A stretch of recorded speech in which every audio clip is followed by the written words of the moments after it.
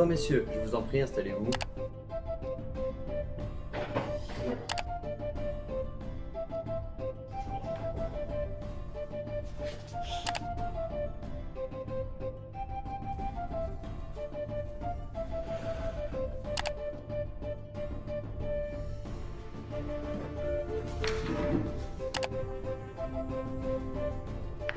Bonjour messieurs. Bonjour. Bonjour. Bonjour. Aujourd'hui, nous nous retrouvons car vous n'êtes pas sans savoir qu'une épidémie fait ravage dans notre pays. J'ai fait venir un huissier de Suisse qui, de par sa neutralité, nous permettra d'échanger nos marchandises en toute liberté. Car, messieurs, il ne faut pas oublier que nous sommes en guerre. Oui, en effet, il me semble urgent. Pressons. Procédons donc aux affaires. Oh, vous pourriez au moins avoir du respect pour notre cher président.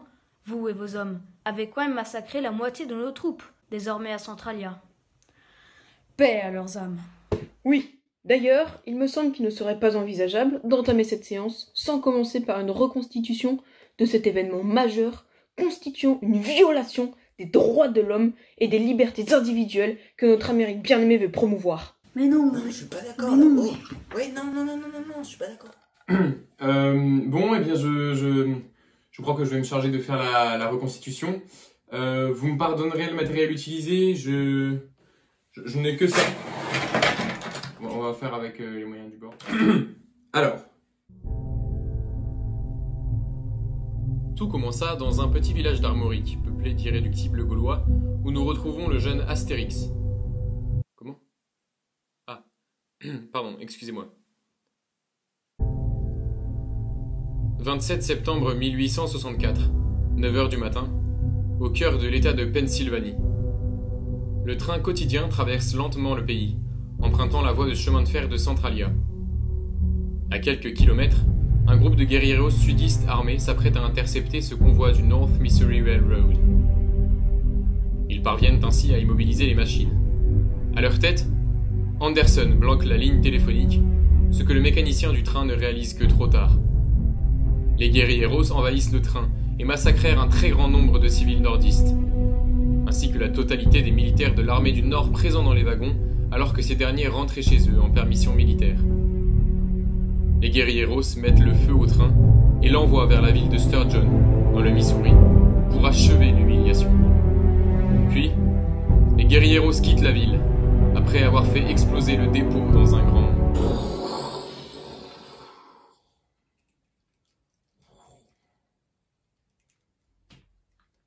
Après bien sûr, faut imaginer, hein...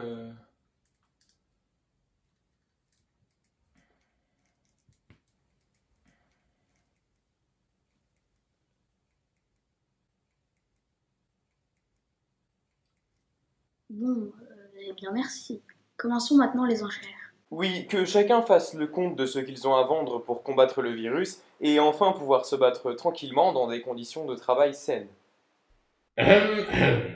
Nous avons en notre possession plus de 200 canons, 450 tonnes de poudre, 3000 fusils, 500 chevaux, 10 tonnes de gel hydroalcoolique, ce qui me paraît vital en ce moment de crise.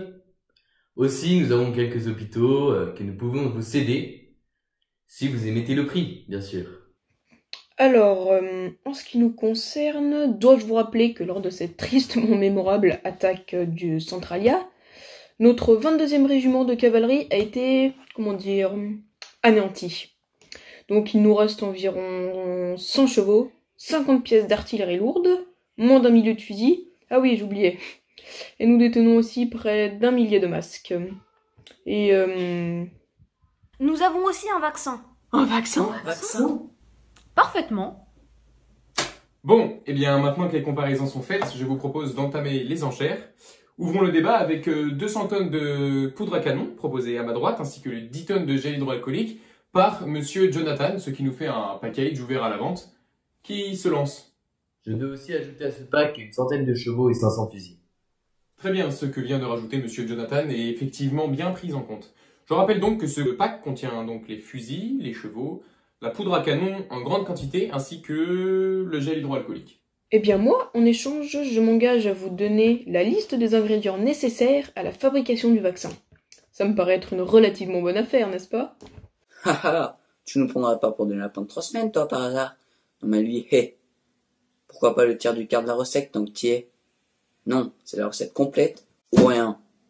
Et je veux aussi une compensation financière, car je n'ai aucune confiance en vous. Alors toi, tu vas me parler sur un autre ton, hein, parce que je suis pas... Voilà quoi, hein. Et pour ce qui est de la compensation financière, je ne te donnerai pas plus de 1000 $. Messieurs, je vous demanderai de faire preuve d'un minimum de diplomatie. N'oublions pas que nous sommes dans une cellule de crise de la plus haute augure et que vous êtes tout de même censé représenter l'Amérique. Eh bien, le général Grant, vous devez payer 1000 $ ainsi que dévoiler la recette complète du vaccin afin de pouvoir bénéficier de cet échange. Messieurs, si je savais que je pouvais lancer une offensive sur vos troupes sans me faire contaminer, sachez que je n'hésiterais pas une seule seconde. C'est ça. Et moi, si j'avais des œufs, je ferais une omelette aux champignons. Mais j'ai pas de champignons. Pff, ridicule. Bon, revenons-en aux affaires. À quel prix en étions-nous restés? Je propose 15 000 $ pour votre package, Jonathan. Ah, on me dit 15 000 à ma gauche. Qui dit mieux? 20 000 pour moi.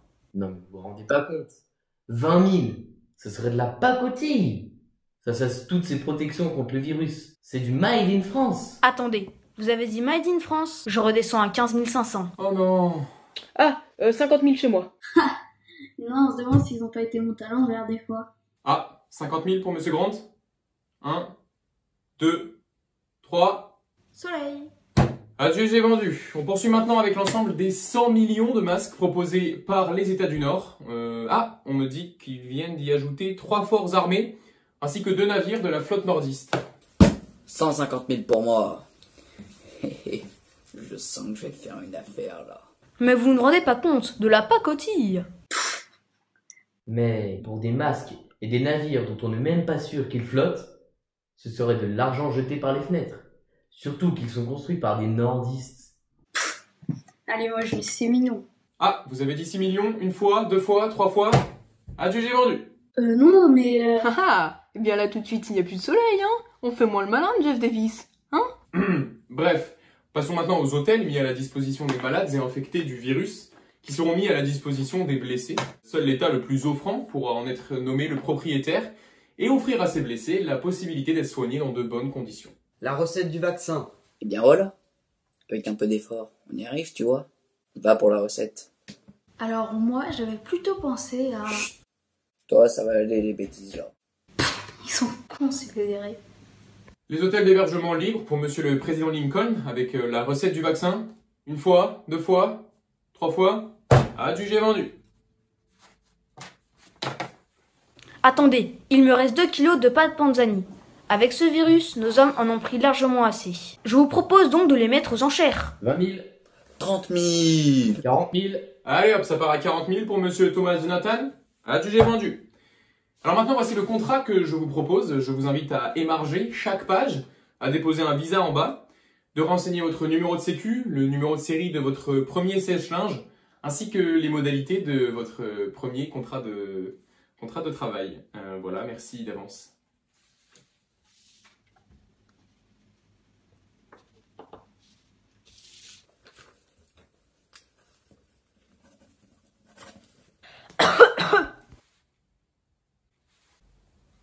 Tiens donc, étonnant ça, de la part de quelqu'un qui a un vaccin. Alors non, mais c'est parce que en réalité, mon grand-père a un frère qui est un ami au ministère, qui travaille en tant que secrétaire d'État, et il aurait eu l'information que l'oncle de la tante de ma grand-mère aurait déjà été contaminé par le virus il y a fort longtemps. Et c'est pour ça que je me suis vite informée du fait que, de par la conjoncture actuelle... Menteur! Non, mes amis, ne nous énervons pas. Si on réglait ça au bord d'une bonne tasse de thé, en fumant une bonne pipe. Qu'en dites-vous? C'en est terminé de cette trêve.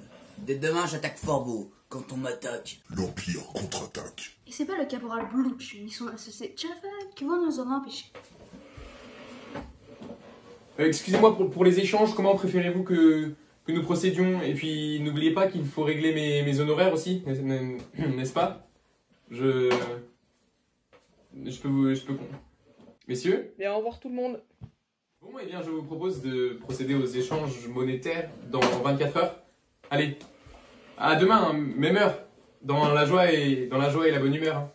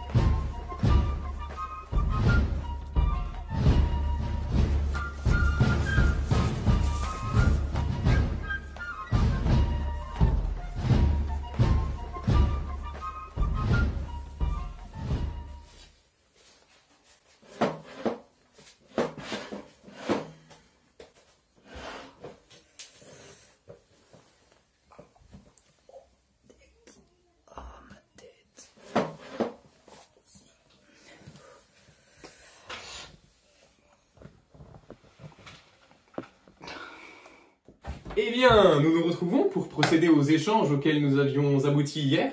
Suivant l'article 23 du Code pénal relatif aux enchères en situation de crise sanitaire, lorsque le pays est en guerre, qui plus est lorsque les États du Nord s'opposent aux États du Sud, dans un affrontement plus couramment appelé guerre de sécession, dans des circonstances météorologiques compromettant la capacité de chacun des chefs d'État des différents partis pris au sein d'une réunion plénière telle que la nôtre, de bien vouloir accorder au camp adverse des cessez-le-feu, eh bien... bon, vous devez payer, quoi. Est-ce que vous prenez la carte? La carte La carte? Alors, moi, j'ai pas de liquide sur moi. Je peux vous faire un chèque? C'est à quel nom? Oui, faites un chèque, oui, ça ira très très bien, oui. Voilà pour moi. Alors moi, j'ai plus un rond. Je suis ruiné. Je peux vous offrir ma liberté de penser, si vous voulez. Merci beaucoup, c'est très gentil. Bon, allez, cessons ces enfantillages. Je vous propose d'aller boire un verre avec les collègues. Ça vous chauffe? Permettez-moi de vous rappeler, monsieur, qu'après toutes vos expéditions menées sur nos terres, plus aucun bar n'est ouvert. De plus, nous sommes en confinement. Eh bien, venez boire un verre à la maison. Ma femme sera ravie de recevoir du monde. Qu'est-ce que je vous sers? Bof. Je veux pas faire ma fine bouche, hein. Une limonade m'ira très bien. Eh bien, cher ami, je vais te suivre. Une deuxième limonade pour moi, s'il te plaît, chef. Ça en Gino, voyons. Ce sera une bonne liqueur à la groseille, pour ma part. Un Coca-Cola pour moi. Allez, non, on l'a pas encore inventé. Un monté glacé sinon? Très bien. La même chose pour moi, merci. Allons, cette querelle a assez duré. Nous y allons.